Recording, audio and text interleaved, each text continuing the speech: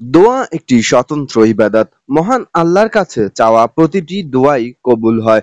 পৃথিবীতে কারো কাছে বারবার কিছু চাইলে সে অসন্তুষ্ট হয়, কিন্তু মহান আল্লাহর কাছে না চাইলে তিনি অসন্তুষ্ট হন।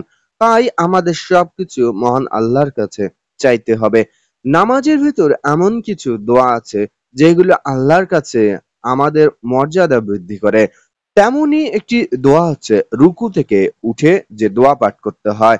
আমরা সবাই জানি রুকু থেকে ওঠার পর সামি আল্লাহু লিমান হামিদা বলার পর রব্বানা ওয়ালাকাল হামদ এই দোয়াটি পড়তে হয়।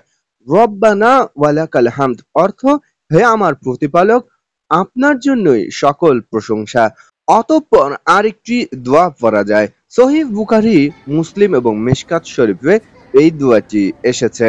দোয়াটি হলো রব্বানা ওয়ালাকাল হামদ হামদান কাসীরান তয়্যিবান মুবারাকান ফীহি।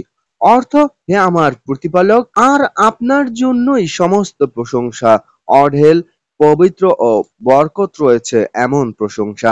আল্লাহ তাআলা আজকের এই ভিডিওটি দেখে আমরা যারা এই দোয়াটি পারি না তারা যেন বাংলা অর্থ সহ দোয়াটি মুখস্থ রাখি এবং প্রত্যেক ৫ ওয়াক্ত নামাজের পর আমরা এই দোয়াটি আমল করি।